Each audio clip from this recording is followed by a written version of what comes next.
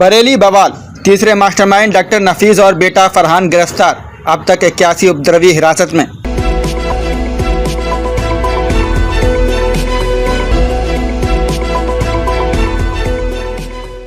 बरेली बवाल के तीसरे मास्टरमाइंड डॉक्टर नफीस को पुलिस ने गिरफ्तार कर जेल भेज दिया है। नफीस आईएमसी का राष्ट्रीय प्रवक्ता है और बवाल से पहले पोस्टर विवाद भड़काने में शामिल था। उस पर पुलिस से बदसलूकी का भी आरोप है। पुलिस ने नफीस के बेटे फरहान को भी पकड़ा है, जिस पर सोशल मीडिया के माध्यम से अफवाह फैलाने और भीड़ भड़काने का आरोप है। फरहान आईएमसी का फेसबुक संभालता था और मौलाना तौकीर की भड़काऊ स्पीच को प्रसारित करता था। 26 सितंबर को मौलाना तौकीर के आह्वान पर इस्लामिया ग्राउंड में भारी भीड़ जुटी। नमाज के समय में बदलाव पर लोगों को इकट्ठा होने का संदेश सोशल मीडिया पर फैलाया गया। भीड़ ने पुलिस पर धक्का मुक्की और पथराव किया, जिसके बाद पुलिस ने लाठीचार्ज कर स्थिति संभाली। बवाल के बाद से अलग अलग इलाकों में हिंसा फैल गई। अब तक पुलिस ने 81 उपद्रवियों को गिरफ्तार कर चुकी है। इसमें बिहार, बंगाल के लोग भी शामिल हैं। एसएसपी अनुराग आर्य ने बताया कि पुलिस को पहले से बवाल की आशंका थी, इसलिए मौलाना को अनुमति नहीं दी गई थी। बावजूद इसके भीड़ जुटाई गई और हिंसा हुई। 26 सितंबर को थाना कोतवाली क्षेत्र में जो घटना घटित हुई थी, उसमें कल तक पुलिस के द्वारा 73 अभियुक्तों को गिरफ्तार करके जेल भेजा गया था। आज टोटल 8 अभियुक्तों को पुलिस के द्वारा गिरफ्तार किया गया है, जिसमें 2 अभियुक्त पुलिस मुठभेड़ के दौरान थाना सीबीगंज की टीम के द्वारा गिरफ्तार किए गए हैं। इसके अलावा 6 अन्य अभियुक्त हैं, इसमें थाना कोतवाली के द्वारा डॉक्टर नफीस खान पुत्र अब्दुल वहीद और फरमान खां पुत्र नफीस खां, ये 2 अभियुक्त गिरफ्तार किए गए हैं। और थाना बारादरी पुलिस के द्वारा शान, मोहम्मद नदीम, रिजवान, अमान हुसैन और ताजिम, ये लोग गिरफ्तार किए गए हैं। इस प्रकार से टोटल हम लोगों के 8 अभियुक्त हैं जो आज की डेट में गिरफ्तार होकर जेल जा रहे हैं। टोटल पुलिस के द्वारा अब तक 81 अभियुक्त इसमें गिरफ्तार किए जा चुके हैं।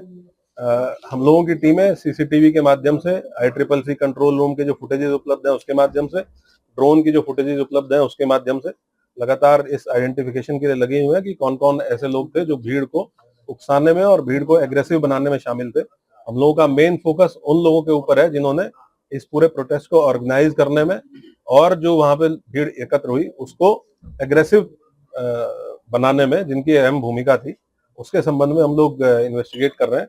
जो भी और लोग इसमें इस तरह की भूमिका में प्रकाश में आएंगे, हम लोग उसके खिलाफ कार्रवाई करेंगे। सर, एक जानकारी मिली कि जो नमाज का टाइम था वो भी बदला गया था, पहले क्या था, किस तरह से चेंजिंग की गई थी, क्या क्या किया गया था? ये जो सुबह जब वीडियो अपील जारी हुई उसके बाद नमाज का समय चेंज करते हुए अक्रॉस द सिटी 1 बजे कर दिया गया था और उसके यही अपील भी वो अलग अलग व्हाट्सएप ग्रुप्स के माध्यम से की गई थी। 1 बजे के बाद नमाज पढ़ने के बाद लोग 2:30 बजे नौमेला मस्जिद पे इकट्ठा हो और वहां से इस्लामिया ग्राउंड कूच किया जाएगा, जो कि अगेन जो मैंने पहले भी बताया आपको कि एक सिंगल पॉइंट था इस्लामिया ग्राउंड, जहां पहुंचने के लिए लोगों के द्वारा अपील की गई।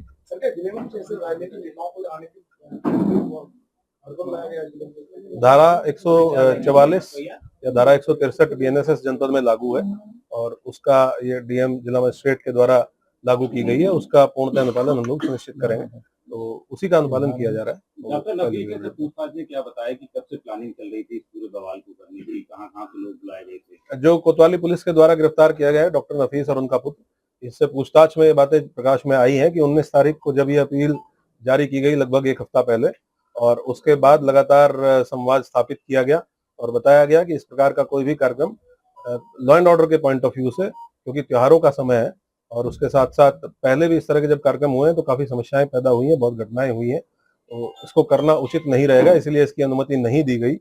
और हम लोगों को आशंका थी कि बाहर के भी लोग इसमें पार्टिसिपेट करके और वायलेंस कर सकते हैं, ये सारी चीजें बताई गई। उसके बावजूद भी जब ये नहीं किया गया तो पहले दिन जो ये डॉक्टर नफीस है, इसका लड़का फेसबुक पेज है जो आईएमसी का, उसको संचालित करता था। ये बात इनसे पूछताछ में सामने आई है और उसी फेसबुक पेज पे वही अपील जिसको नदीम ने भी शेयर करने के बाद 2 घंटे बाद कहा था कि ये मेरे साइन नहीं है, उसी अपील को डॉक्टर नफीस के लड़के, जो दूसरा अभियुक्त है आज जो पकड़ा गया है जिसका नाम है फरहान, इसने आईएमसी के ऑफिशियल जो फेसबुक पेज है उस पर पहले अपलोड किया और प्रशासन को गुमराह करने के लिए उसका स्क्रीनशॉट शेयर किया प्रशासन के साथ रात के समय, और फिर थोड़ी देर बाद ही उसको फेसबुक पेज से डिलीट कर दिया। सर, अभी तक जांच कहां तक पहुंची और कितना अभी वक्त लगेगा पूरे में?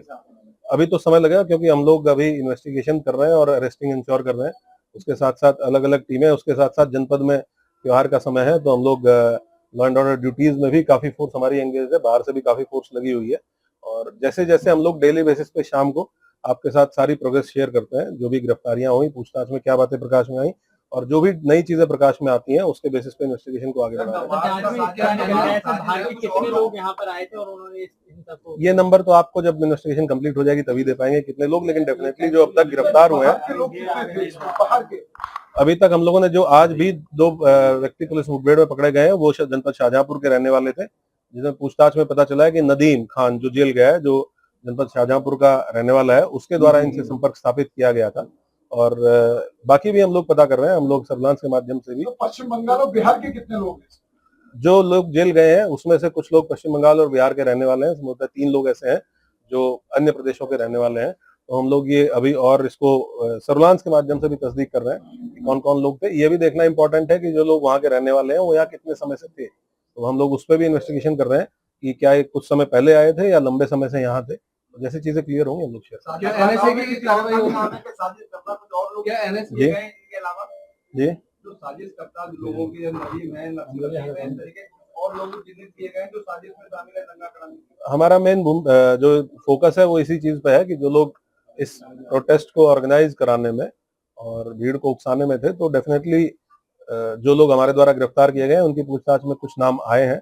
उन नामों को हम during the course of investigation verify करेंगे, तस्दीक करेंगे और अगर कंफर्म होता है तो गिरफ्तारी से। क्या एनएसए की कार्रवाई करेंगे? अभी तो हमारी इन्वेस्टिगेशन चल रही है और एनएसए की कार्रवाई परिस्थितियों को देखते हुए तत्कालीन समय जनपद में जो परिस्थितियां होती हैं उनको देखते हुए की जाती है। अभी हम लोग इस पॉइंट पे इन्वेस्टिगेट कर रहे हैं कि ये घटना किस प्रकार से हुई, किसके द्वारा की गई। क्या इन आरोपियों की संपत्ति चिन्हीकरण हो रही है सर?